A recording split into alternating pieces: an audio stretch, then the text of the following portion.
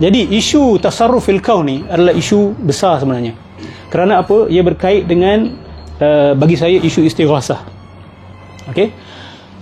Kalau seseorang manusia mempercayai bahawa kalau dia sampai ke sebuah kuburan dan dia beriktikad bahawa orang yang dalam kubur itu diberikan mandat oleh Allah Subhanahu Wa Taala untuk mengurus alam ini, bahkan boleh menghidupkan yang mati, bahkan berkuasa atas segala sesuatu, saya tanya, bukankah itu telah memberikan makhluk sifat-sifat Allah Subhanahu Wa Taala? Bukankah itu telah memberikan makhluk sifat-sifat Allah Subhanahu Wa Taala? Bismillahirrahmanirrahim. Bertemu sekali lagi dalam channel Cinta Kebenaran. Kali ini kita akan melihat dakwaan Northerus. Kononnya akidah para wali mempunyai otoriti untuk mengatur alam semesta. Sama ada hidup atau mati menurut Ahlus Sunnah wal Jamaah adalah meletakkan sifat-sifat Allah kepada makhluk. Ikuti kupasan menarik bersama info-info terbaru sehingga ke akhir video ini.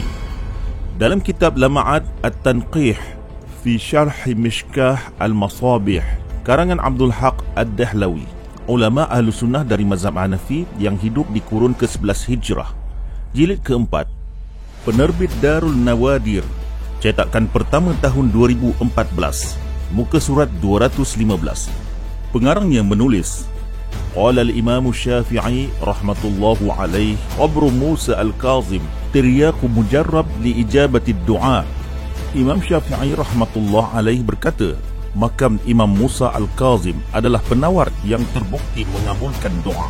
Wa qala hujjatul Islam Muhammad al-Ghazali, kullu ma yastamit bihi fi hayatihi yastamit bihi ba'da wafatih.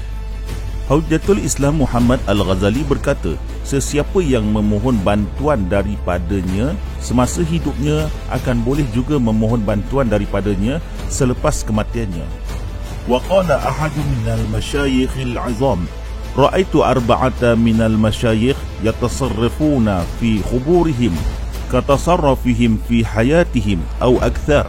Salah seorang ulama besar berkata, aku melihat 4 orang syekh mengatur alam di dalam kubur mereka sebagaimana yang mereka lakukan dalam kehidupan mereka atau lebih daripada itu.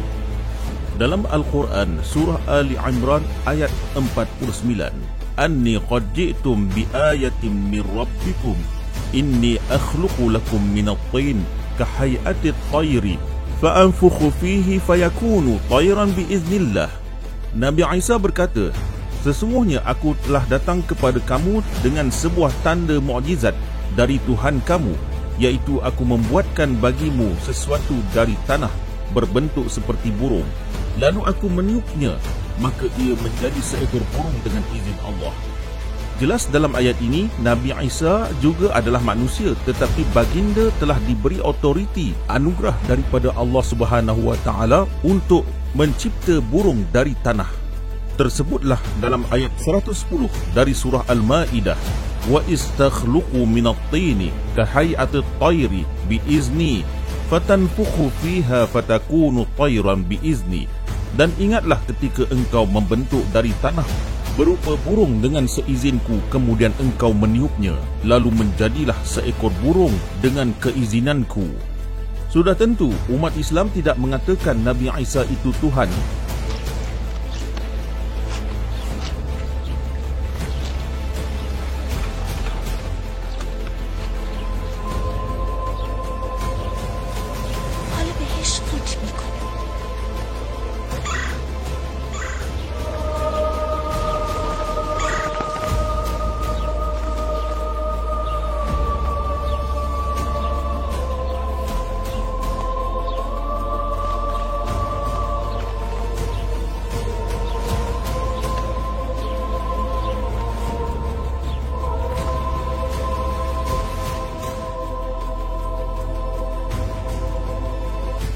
Diberikan mandat oleh Allah Subhanahu Wa Taala untuk mengurus alam ini, bahkan boleh menghidupkan yang mati, bahkan berkuasa atas segala sesuatu.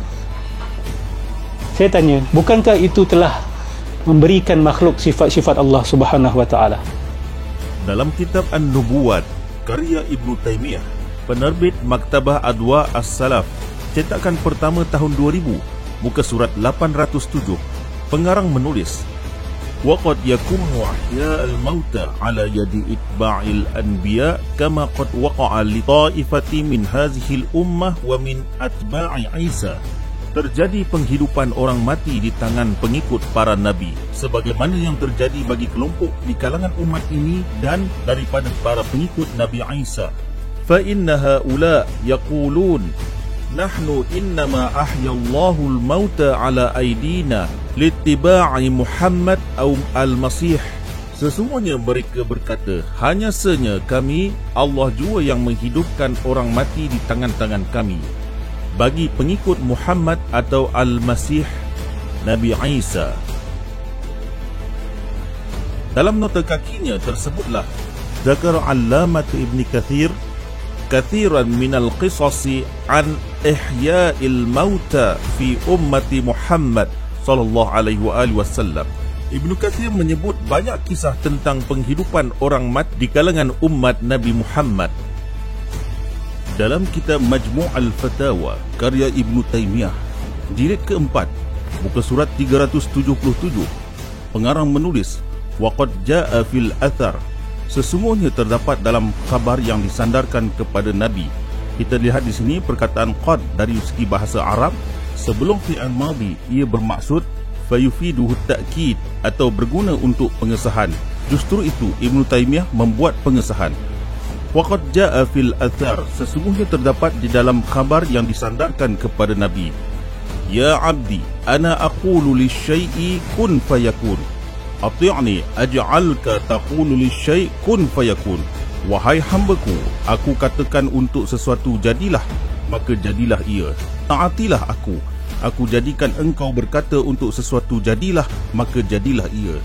Jadi dalam teks ini Ibnu Taimiyah cuba menyabitkan sifat Tuhan kepada makhluk sebagaimana yang difahami oleh Nur Darus.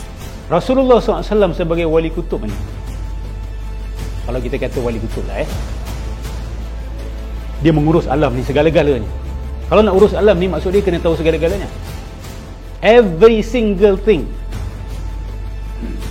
Tapi kita jumpa dalam sebuah hadis yang sahih, Nabi sebenarnya tak tahu banyak perkara. Antara yang Nabi tak tahu adalah keadaan sebahagian manusia yang Nabi anggap sebagai sahabat, tetapi hakikatnya mereka itu adalah ahli neraka. Di sini Nur Darus keliru dengan had atau batas ilmu Nabi. Ketahuilah firman Allah Subhanahu wa taala, "Wala in syi'na lanazhabanna billazina awhayna ilaika la tajidu laka bihi 'alaina wakila." Dan sesungguhnya jika kami kehendaki, tentulah kami akan hapuskan apa yang kami telah wahyukan kepadamu, kemudian engkau tidak beroleh sebarang pembela terhadap kami untuk mengembalikannya. Kekal dan kurangnya ilmu-ilmu yang dikurniakan oleh Allah Subhanahu wa taala kepada para nabi bergantung kepada kehendak Allah. Jadi maksudnya sekiranya Allah menghendaki, maka nabi pun mengetahui.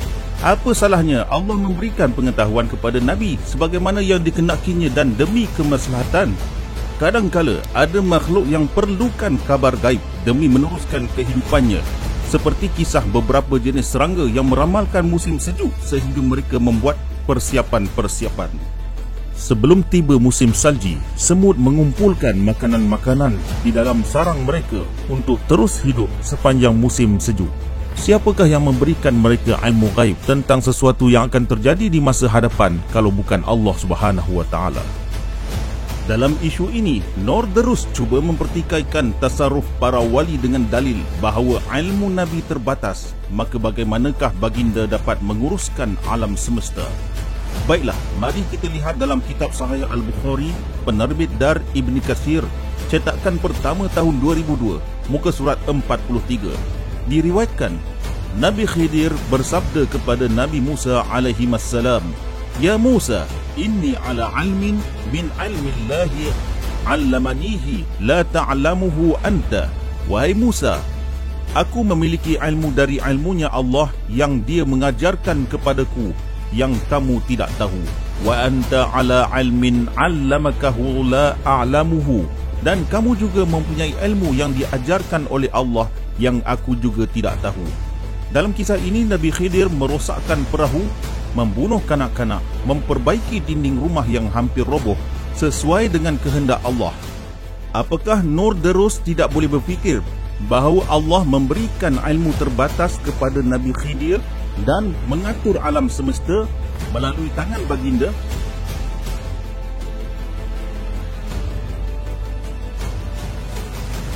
Dalam kitab Miftahud Daris Sa'adah karya Ibn Qayyim Al-Jauziyah, penerbit Darul Alamil Fuad, muka surat 1539, pengarangnya menulis, wa ammal athar allazi zakarahu Malikun an Yahya bin Sa'id anna Umar bin Al-Khattab qala li rajul. Adapun riwayat yang disebut oleh Malik daripada Yahya bin Sa'id bahawa Umar Al-Khattab berkata kepada seorang laki-laki. Terus ke muka surat berikutnya, lijma'i asma'in nar wal hariqi fismihi wa ismi abihi wa jaddihi wa qabilatihi wa darihi wa maskanihi fawaqafa qawluhu. Oleh kerana terhimpun nama-nama api dan kebakaran pada namanya, nama ayahnya dan datuknya, kabilahnya, rumahnya dan kediamannya, fawaqafa qawluhu izhab faqad ihtaraqa manziluka, maka selaraslah apa yang terjadi dengan kata-kata Umar, pergilah sesungguhnya rumahmu terbakar. Jadi Umar baru saja mendengar dan mengetahui nama lelaki itu, lantas terlintas di fikirannya bahawa rumah laki-laki itu terbakar. Maka terjadilah sebagaimana yang difikirkan oleh Umar. Qadran la'alla qawlahu kana sebab, sebagai ketentuan, barangkali kata-kata Umar lah sebab terjadi kebakaran. Justru itu, kes ini tidak lain dan tidak bukan, sama halnya dengan kun fayakun, tasarruf dalam alam semesta atau mengatur alam, sebagaimana yang ditentang oleh Norderus. Wa kasiran ma yajri mithlu hadza liman huwa duna Umar bikathir, dan banyak lagi yang terjadi seperti ini selain Umar. Kita dapat lihat di sini Umar baru mengetahui nama laki-laki itu, maka ia meneka sesuatu, lalu terjadi seperti apa yang difikirkan oleh Umar Al-Khattab. Fakaifa bil muhaddath al-mulham, maka bagaimana pula dengan al-muhaddath al-mulham? Muhaddas dalam bahasa Arab ialah orang yang meneka, mendapat ilham, melihat apa yang dilihat, menyangka dengan apa yang disangka, maka terjadilah sebagaimana yang disangkakannya. Iaitu bagaimanakah pula dengan Umar al-Muhdas al-Mulham, allazi maqala li syai'in inni la'azunnuhu kadha illa kana kama qala, yang berkata untuk sesuatu, sesungguhnya aku menyangka demikian, melainkan terjadi apa yang telah dikatakannya. Wa kana yaqulu syai'a wa yushiru bihi fayunzilul qur'anu bimuwafaqatihi, telah terjadi Umar berkata sesuatu dan mengisyaratkan sesuatu, maka turunlah Al-Quran selaras dengannya.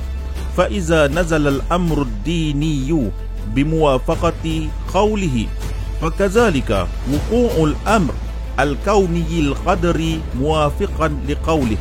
Seandainya urusan agama diturunkan sesuai dengan perkataannya, maka akan terjadi ketentuan kejadian semesta sesuai dengan kata-katanya. Justru itu, isu ini sangat besar dan luar biasa untuk dibahaskan oleh Norderus. Bahkan perbahasannya akan menjadi lebih panjang. Apakah Norderus akan mengkafirkan Ibn Taymiyah atau Ibn Qayyim dengan akidah seperti ini? Dalam kitab Fatawa Al-Kubra Al-Fiqhiyah karya Ibn Hajar Al-Makki Al-Hitami, jilid keempat, dengan nota tepi fatwa-fatwa Allamah Syamsuddin Muhammad bin Allamah Shihabuddin Al-Ramli, ulama Sunni kurun ke-10 Hijrah, penerbit Abdul Hamid Ahmad Hanafi, muka surat 337. Dalam catatan margin tepi tertulis, su'ila an man qala min karamatil waliyyi ay yaqula li syai' kun fayakun fanaha an dhalika wa qala man ankara dhalika fa aqidatuhu fasidatun fahal madda'ahu sahihun aw batilun. Ditanya tentang orang yang mencegah kepercayaan tentang karamah wali, yang berkata tentang sesuatu kun fayakun. Berkatalah barang siapa yang ingkar demikian, maka akidahnya rosak. Apakah yang didakwanya itu sahih atau batil?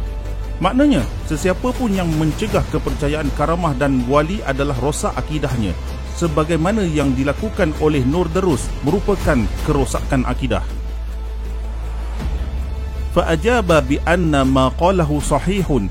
Jawapannya bahawa apa yang dikatakannya itu sahih, iaitu benarlah dakwaan orang yang mengatakan kerosakan akidah golongan yang menolak karamah para wali. Izil karamatul amrul khariqu lil adati yuzhiruhu Allah Ta'ala ala yadi waliyihi. Wa qad qala al-a'immatu ma jaza ay yakuna mu'jizatan lin nabi jaza ay yakuna karamatan liwaliyin la fariqa bainahuma illa tahaddi. Karamah adalah urusan luar biasa. Allah zahirkan di tangan walinya. Telah berkata para imam, apa yang dibenarkan pada mukjizat para nabi, maka ianya juga dibenarkan pada karamah wali. Tidak ada beza antara keduanya melainkan cabaran. Cabaran di sini ialah mukjizat ditunjuk tatkala dicabar. Famarji'ul karamati ila qudratillahi ta'ala. Maka karamah kembali kepada kudrat Allah Ta'ala. Naam, in arada istiqlalal waliyi bizalika fahuwa kafir. Memang benar jika maksud karamah wali itu secara bebas, iaitu dakwaan karamah terjadi bukan daripada kuasa Allah atau makhluk secara bebas memiliki kuasa, maka ia adalah kafir. Dalam kitab An-Nur As-Safir an Akhbaril Qarnil Ashir karangan Allamah Abdul Qadir Al-Aidrus, ulama Ahlus Sunnah kurun ke-10 Hijrah, penerbit Darus Sadir, Beirut, cetakan pertama tahun 2001, muka surat 418. Pengarang menulis, wa zakara Sayyidil Walidi rahimahullahu fi kitabihil Aqdin Nabawi wa Sirril Mustafawi anna jaddahul a'la wa huwa Syekhul Kabir wal Wali Asy-Syahir Alawi. Dan tersebutlah ayahku di dalam kitab Al-Aqdun Nabawi wa Sirrul Mustafawi bahawa datuknya adalah Syekh besar, wali yang masyhur, Alawi. Dalam muka surat berikutnya pengarang menulis, qultu wa kana Syekhu Alawi haza min ayatillahil kubra wa huwa min amsali Syekh wa min manaqibihi annahu kana ya'rifu syaqi min as-sa'id wa yuhyi wa yumit biiznillahi ta'ala.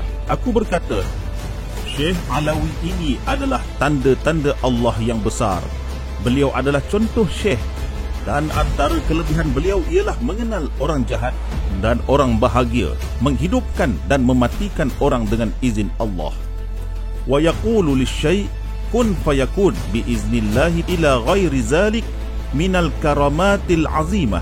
Beliau berkata sesuatu kun fayakun dengan izin Allah, hingga selain itu antara karamah besar.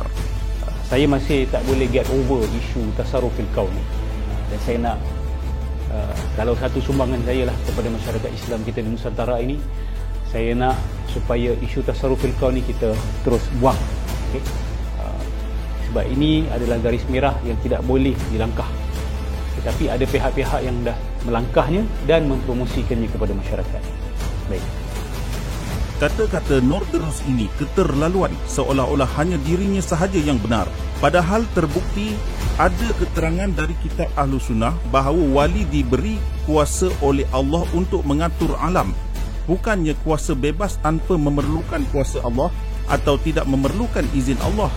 Kita bimbang maksud garis merah yang direka-reka oleh Norderus itu sampai ke peringkat mengkafirkan golongan lain, sebagaimana yang dilakukan oleh Muhammad bin Abdul Wahhab dan gerombolannya dalam kitab Fitnatul Wahhabiyah karya Sayyid Zaini Dahlan, muka surat 6. Faqala Muhammad bin Abdul Wahhab man istaghas, maka berkatalah Muhammad bin Abdul Wahhab, barang siapa yang beristighasah. Jadi isu tasarrufil kaun ni adalah isu besar sebenarnya. Kerana apa? Ia berkait dengan bagi saya isu istighasah bin Nabi sallallahu alaihi wa alihi wasallam atau bi ghairihi minal anbiya'i wal awliya'i was salihin atau nadahu atau sa'alahu syafa'ah fa innahu mislu haula'il musyrikin. Beristighasah dengan nabi atau selain baginda daripada kalangan nabi, wali dan orang soleh, atau menyerunya atau memohon syafaat, maka Muhammad bin Abdul Wahhab memisalkan mereka sebagai musyrikin. Dalam muka surat 19, Sayyid Zaini Dahlan menulis, Al-kalam fi kulli qadiyah batal wa kanat fitnatuhum minal masaib allati usibu biha ahlul Islam fa innahum safaku katsiran minad dima wa antahabu katsiran minal amwali wa amma dararuhum wa tatayara syararuhum. Membicarakan setiap isu tersebut adalah panjang dan fitnah mereka merupakan salah satu musibah yang menimpa umat Islam kerana mereka menumpahkan banyak darah dan merompak harta yang banyak, dan bahaya mereka berleluasa, kejahatan mereka bertebaran. Oleh itu, isu istighasah yang digaris merahkan oleh Norderus perlu diwaspadai berikutan sejarah penumpahan darah yang dilakukan oleh gerombolan Wahabi berasaskan isu ini. Bahkan inilah punca utama Norderus cuba memerangi akidah tasarruf para wali Allah di kalangan masyarakat Ahlus Sunnah wal Jamaah. Kesimpulannya, isu tasarruf atau dikenali juga sebagai wilayah takwini para wali Allah yang dipertikai oleh Norderus merupakan kepercayaan yang sah di kalangan umat Islam. Menurut ulama Ahlus Sunnah, penolakan kepercayaan tasarruf para wali boleh menyebabkan kerosakan akidah, dan garis merah yang disebut oleh Norderus adalah rekaan semata-mata. Selain itu, isu agama ini pernah digunakan oleh gerombolan Muhammad bin Abdul Wahhab untuk mewajarkan pembunuhan besar-besaran dalam peristiwa penaklukan kota Mekah dari kerajaan Uthmaniyah oleh kerabat Bani Saud.